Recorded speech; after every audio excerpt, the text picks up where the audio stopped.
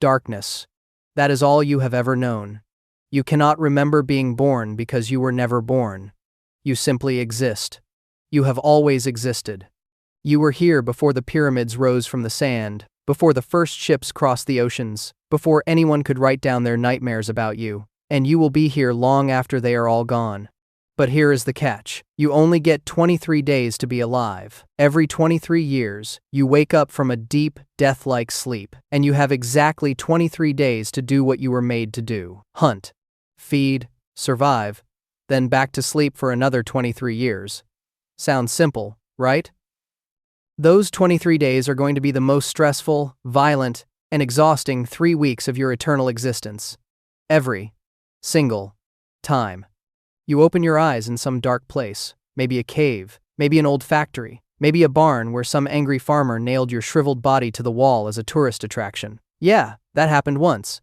Your body is thin, dried out, and weak. You have not eaten in over 2 decades. Your skin clings to your bones. Your muscles are stiff. Your wings are folded tight against your back, cracked and useless. You are basically a giant piece of beef jerky with a bad attitude. The first thing you need is food. Not just any food. You need specific parts, fresh ones. Your body regenerates by consuming whatever it needs. If your heart is damaged, you eat a heart. If your eyes are ruined, you eat eyes. If you lose an arm, well, you better find someone with a nice arm. Whatever you consume becomes part of you. That is how you have survived for centuries. That is how you will keep surviving. But right now, you can barely stand. So maybe start with something easy. You crawl out of your hiding spot. The sunlight hits your face. You do not burst into flames or anything dramatic. Sunlight does not bother you, but you prefer the night. Fewer witnesses. Less chaos. You sniff the air with that extra nostril on the bridge of your nose. Yeah, you have 3 nostrils. One just for smelling fear. And right now, you are picking up something delicious in the distance. You spread your massive bat-like wings. They creak and pop, protesting after 23 years of disuse. You take a running start and launch yourself into the sky. For a moment, nothing happens. You drop. Your wings fumble. But then muscle memory kicks in, and you are soaring. The wind rushes past your dark green scales. Below you, the world has changed again. New buildings. New roads. New prey. You spot your first target. Perfect. You dive. Your talons close around your prize, and you are back in the air before anyone can react. That first meal is the best feeling in the world.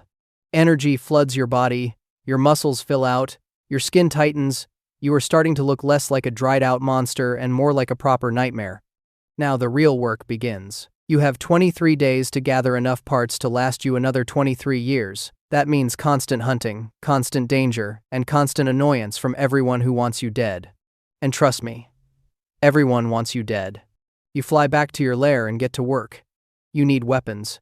You pull out bones from previous meals and start carving, throwing stars made from ribs and flesh, daggers decorated with teeth, a massive battle axe you have carried for centuries. You take pride in your craftsmanship. Each weapon is a little piece of art, a little reminder of everyone who tried to stop you and failed. Speaking of art, you have a hobby. While waiting for your prey to stumble into your trap, you sew bodies together and hang them on your walls. Heads, torsos, limbs, all stitched into strange patterns. You place them on the ceiling, the walls, every corner of your lair. You call this place your house of pain. Some might call it disturbing. You call it interior decorating. You also have a truck. A rusty 1940 seconds delivery truck with a cowcatcher on the front. The license plate says BEATNGU. Most think it means beating you. It actually means be eating you. A little joke for yourself. You have modified this truck over the years. The engine runs faster than any vehicle from that era should. The body is completely bulletproof. Bullets just bounce right off and hit whoever fired them. The back doors are rigged with spikes to kill anyone who tries to escape. You even installed a harpoon that shoots out of the exhaust pipe. This truck is your baby. And the best part? You can control it with your mind. You can make it drive itself while you ride on the roof. You can make the doors open and close at will. You can summon weapons from inside it without lifting a finger. Centuries of eating the right parts have given you abilities most creatures can only dream of. Day after day, you hunt. You sniff out fear, find what you need, and take it. Some meals put up a fight, some run, some try to hide. It does not matter. Once you catch a scent you want, nothing will stop you. You have been shot, stabbed, run over, set on fire, and impaled through the skull with a harpoon. You always get back up. You always finish the hunt. But here's the problem. You are not the only predator out here.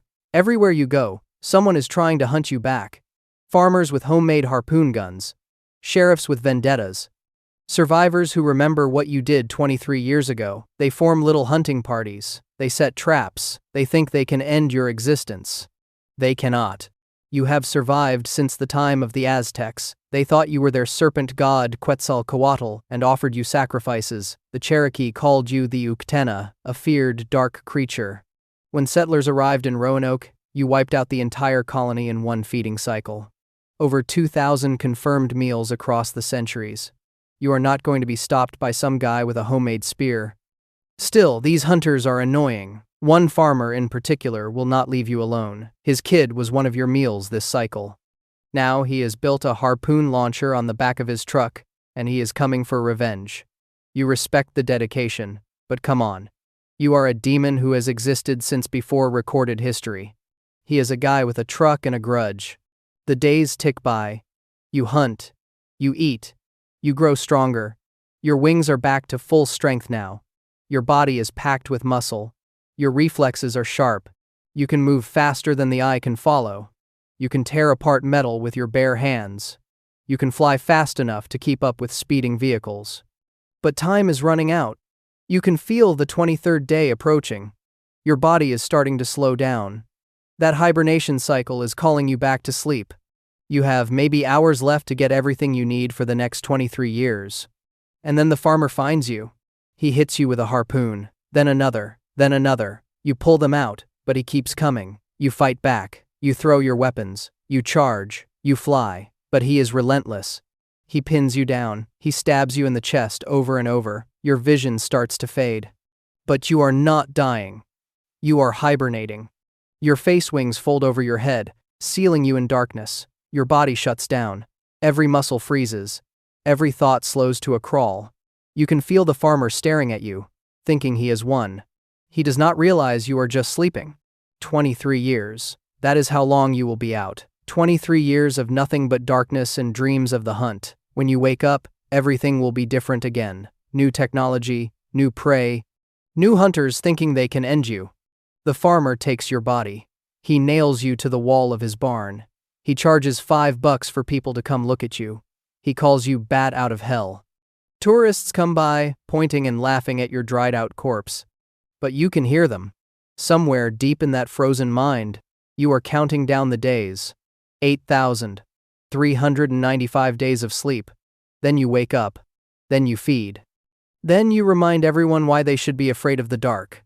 The farmer sits by his harpoon, waiting. He will be waiting a long time. He will be old. He will be slow. But you will wake up exactly the same as you always have. Hungry, angry, ready. Someone asks the old farmer what he is waiting for. He says, about 3 more days, give or take. You would smile if your face could move. Instead, you just hang there on the wall, surrounded by tourists eating popcorn and snapping photos. The flash from their cameras hits your dried-out eyeballs. They have no idea those eyes used to belong to someone else. Someone who saw something they should not have seen. Someone whose fear smelled absolutely incredible. A kid pokes your wing with a stick. His mother laughs. Enjoy that laugh while you can, lady. In about 1,095 days you are going to wake up very, very hungry.